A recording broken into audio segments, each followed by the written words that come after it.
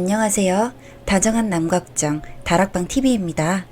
오늘도 저의 다락을 찾아주셔서 감사드리고요. 사연 시작해보도록 하겠습니다. 안녕하세요. 저는 32살 주부입니다. 결혼 3년차의 아이는 없고요. 이제 준비 중입니다. 그런데 워낙 스트레스가 많아서 가능할지는 모르겠어요. 저에게는 당연히 시부모님이 계십니다. 결혼 당시에는 두 분 다 계셨는데 시아버지는 재작년 1월에 돌아가셨고 78세로 돌아가셨습니다.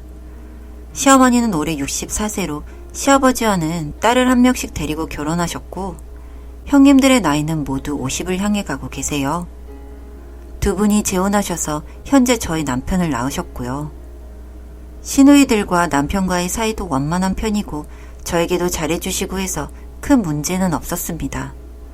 하긴 시어머니 스트레스만 해도 장난 아닌데 시누이 스트레스까지 있었다면 지금까지 결혼 생활 이어오지 못했을 겁니다. 저와 남편은 둘이 불같은 사랑으로 만난 지 한 달 만에 날을 잡고 6개월 만에 결혼에 골인했습니다. 그때는 모든 게 안 보이더라고요. 사람들의 만류에도 불구하고 이 사람이면 뭐든지 할 수 있을 줄 알았습니다. 남편은 지극히 효자의 긍정적인 마인드에 정말 순에 빠진 착한 사람이었습니다. 일도 열심히 하고요. 효자라는 부분이 걸리긴 했지만 그래도 불효하는 막대목은 인간보다야 낫다고 생각했고 또 사람 댐댐이가 괜찮았기에 결혼을 결심했습니다. 그렇게 결혼식을 올렸고요. 모든 결혼을 앞둔 여자들의 착각이 결혼하고 나서도 행복하겠거니겠죠? 하지만 생각보다도 문제는 빨리 저에게 찾아오더군요. 연세도 있던 시부모님이시라서 이렇게까지 전화로 스트레스 주실 줄은 몰랐습니다. 제가 바보 같은 기대를 했던 거였죠. 다들 시댁과 하루에 몇 번 통화하시나요? 저는 하루에 시어머니, 시아버지 교대로 10통화는 했습니다. 아침부터 아버지 전화 와서 애기냐? 예, 아버님. 언제 와? 점심때도 애기냐? 언제 와? 업무 시간에는 전화 좀 피해달라고 하면 왜 그런다니? 이러십니다. 스트레스 장난 아니었죠. 하지만 워낙 연세도 있으신 분들이라서 최대한 참았습니다. 들이받을 수는 없었으니까요. 거기다가 금전적인 문제까지 시작이 되었습니다. 신랑이 받는 월급이 정말 많지 않았습니다. 그런데 신랑 월급 160만 원 중 120에서 140만 원이 시댁 생활비로 들어갔습니다. 물론 저도 맞벌이를 하기 때문에 그만큼의 월급을 받았지만 이런 상황이다 보니 저축은 꿈도 꿀 수 없었습니다. 생활비뿐만 아니라 연세가 연세인지라 적금 타는 족족 치아에 거기다가 암투병 비용까지 400 가까이 들을 때도 있었습니다. 누님 두 분은 출가 외인이라고 신랑까지도 신경 쓰지 않았고요. 시댁은 말할 것도 없습니다. 그냥 아들 하나 있는데 그 하나가 모든 걸 책임져야 했어요. 그렇지만 제가 정말 스트레스였던 건 이런 것들이 아니었어요. 사실 이런 건 부수적인 것들이었죠. 정말 문제는 바로 시어머니셨습니다. 시어머니는 뭐랄까요? 말로 표현할 수 없는 이상한 분이십니다. 이미 동네에서는 소문이 자자하신 분이었죠. 그러다 보니 남편의 친척들은 이미 시어머니에게 등을 돌린 상태였어요. 왜냐고요? 정말 사람을 질리게 하거든요. 그리 잘난 것도 없으신 분이 잘난 척에 아는 척에 오만 훈계질은 다 하고 계셨으니까요. 제가 정말 이해가 안 됐던 게 저희 시어머니의 주특기입니다. 이분 주특기가 식당 같은 곳에서 밥을 먹고 있으면 저랑 대화하는 게 아니라 옆에 테이블 귀 기울이고 있다가 참견하기입니다. 왜 옆 테이블에 신경을 쓰는 걸까요? 그 내용이라도 좋은 거면 말을 안 합니다. 완전 싸움 거는 느낌이에요. 제가 다 민망해져서 대신 사과드리고 그 자리를 피합니다. 몇 번 그런 일이 있으므론 절대 식당에 가서 식사하지 않습니다. 먹는 것 같지도 않고 체해서 며칠을 고생하거든요. 두 번째 주특기는 시장 등 마트 등 가서 장사하는 사람들 윽박 지르면서 이게 뭐냐고 싱싱치 않다고 이걸 사람 먹으라고 파느냐는 둥 무한주기입니다. 아니 별로면 안 사면 되는 거 아닌가요? 살 것도 아니면서 오만 물건들을 보면서 시비를 거는데 정말 얼굴이 다 화끈거릴 지경입니다. 그런데 워낙 그러고 다니셔서 그런지 시장 상인분들은 듣는 채도 안 하세요. 저 여자 또 와서 지랄이네. 이런 느낌으로 개무시하시죠. 손은 또 얼마나 크신지 시아버지 돌아가시고 제사 음식 장만한다고 40만 원어치를 사는 겁니다. 3명 먹는데 말이죠. 용돈 떨어지면 따박따박 신랑 사무실 가서 돈 달라고 하고 좀 아껴 쓰는 게 어떨까요? 라고 말하면 잘난 체 하시며 난 돈 쓰는 거 없다. 사건이 한번 일어났습니다. 물론 지금까지 홀 시어머니와는 연락 자체를 안 합니다. 이번 명절에 신랑과 저 시어머니가 장을 보게 되었죠. 시아버지 제사도 지내야 하고 여튼 시장을 갔습니다. 셋이 지낼 거니 고기도 조금, 형식적으로 몇 가지는 좀 빼고 하면 좀 좋습니까?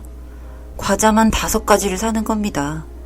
오강 사탕에 무슨 비스켓에 아버지가 요구르트 좋아하셨다고 요구르트도 2줄 사시고 너무 힘들었습니다.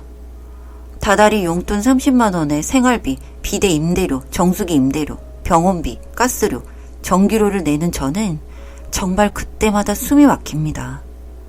시장 볼 때마다 혼자 사시는데 왜 간장은 제일 큰 걸 사고 밀가루는 왜 10kg를 사고 국수는 왜 20봉을 사는지.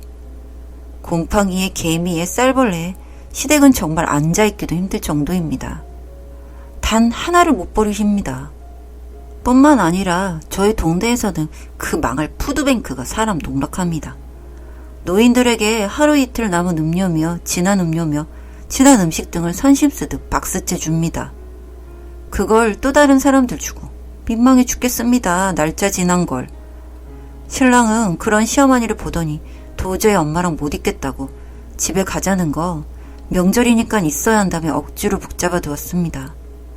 점심에 두부를 만들으셨는데 그것도 잘난 척 하려고 만드셨습니다. 너 이런 거 봤니? 엄마는 이런 것도 한다 이러시면서요. 결국 2번 다 실패했습니다.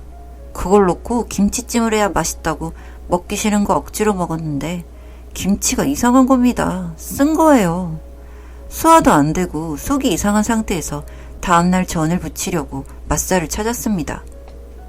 냉장고에 분평 1kg짜리 커다란 맛살을 봐놓은지라 맛살 좀 주세요 했더니 냉동실 것부터 쓰자는 겁니다. 그럼 주세요 했더니 2017년산입니다. 짜증났지만 버리세요 했더만 다시 냉동실로 들어가는 겁니다. 좀 큰 소리로 어머니 했더만 그때부터 이상한 소리 막 뭐라 하시는 겁니다. 듣기도 싫고 속은 이미 부글부글하고 칼 내려놓고 제삿날 온다고 나와버렸습니다. 신랑도 뒤따라 나왔고요. 뒤통수에 겁나 시끄러웠습니다. 다시는 안 본다는 둥, 인연 끊는다는 둥, 스트레스가 머리 끝까지 손이 바들바들 떨렸습니다. 그날 저녁 탈이 났습니다. 다음날 새벽 피를 토하기 시작하더니 6시간 동안 피를 토하는 겁니다. 신랑과 병원을 부랴부랴 가서 응급실에서 잠자는 주사 맞고 토하는 거 멈췄습니다. 조그만 미란성 위험이 있는데 피 토할 만큼은 아니라는 겁니다. 스트레스가 원인이랍니다. 어머니 냉장고는 쓰레기 냉장고입니다. 냉장고 안에 10년은 계속 우겨넣은 음식물이 있습니다. 냉장고 냄새가 너무 역겹습니다. 시댁에서 뭘 못 먹겠습니다. 지옥입니다. 신랑이 입원해 있는 동안 시어머니께 저 쓰레기 버리기 전에 제 얼굴 볼 생각 말라고 해서 지금까지 가지 않고 있습니다. 신경 안 써서 편하긴 하지만 마음은 좀 그렇습니다. 결혼 후 틈만 나면 저희 부모님께 전화해서 교육이 어떻다는 둥 따따붙다 하루 5통화 이상 그러셨던 분. 결혼 전 시어머니 입원하셨을 때 울 친정엄마가 반찬 가져다 줬는데 앞에다가는 아이고 사돈 어르신 하던 분이 뒤에서는 이런 돼지 개나 먹으라는 거냐고 하시면서 욕하는 이중인격자. 하지만 시아버지 돌아가시고 날개가 부러졌습니다. 따따붙다 안 하십니다.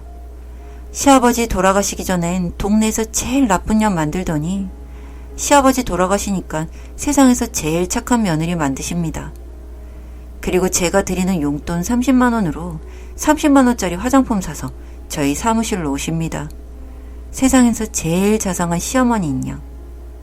그리고 일주일 후 신랑한테 가서 용돈 달라십니다. 그래도 신랑이랑 사는 건 신랑이 제 편입니다. 시누이들이 제 편입니다. 시어머니만 적당히 견딜만 하면 전 너무 행복하겠습니다. 사무실 언니가 부러웠던 말이 있습니다. 시어머니를 존경한다고, 시집 잘 갔다고. 도대체 어떻게 해야 시어머니를 존경할 수 있을까요? 너무 부럽습니다. 제 입장에선 앞으로 제가 죽을 때까지도 그럴 일이 없을 것 같아서요.